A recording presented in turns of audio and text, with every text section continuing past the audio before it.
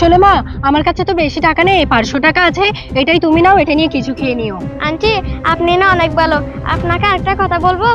হ্যাঁ মা, বলো কি বলবে। আন্টি কিছু মনে করবেন না, আপনাকে একটা কথা জিজ্ঞেস করি, আপনি কি বিয়ে করছেন? না মা, আমি তো এখনো বিয়ে করিনি। কেন বলো তো?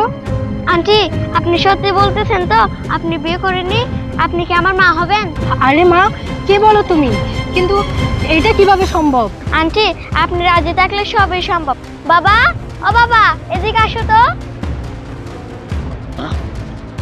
মানে ম্যাডাম, আসলে আমার মেয়েটি মা ছাড়া তো, তো ও হঠাৎ করে কেমন জানি হয়ে গেছে, কিছু মনে করেন না, সরি। হ্যাঁ, মা ছাড়া মানে? ওর মা কই গেছে? আসলে ওর মা 3 বছর আগে মারা গেছে, এই জন্য ও মা ছাড়া থাকতে থাকতে এরকম হয়ে গেছে ম্যাডাম। আরে বাবা, তুমি এগুলা কি বলো? আমি তো মা পেয়ে গেছি, এটাই তো আমার মা। মা, তুমি কি আমার মা হবে না?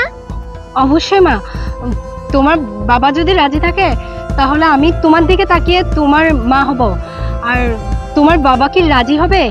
বাবা, মা তো রাজি হয়ে গেছে, তুমি কি রাজি হবে না? ঠিক আছে মা, তুই তো দীর্ঘদিন ধরে তুই মা ছাড়া, ঠিক আছে, তুই যেহেতু তোর মাকে সিলেক্ট করে নিছ, তাহলে আমারও কোনো অসুবিধা নেই। চল মা, বাসায় চল। ঠিক আছে, আসেন, বাসায় আসেন।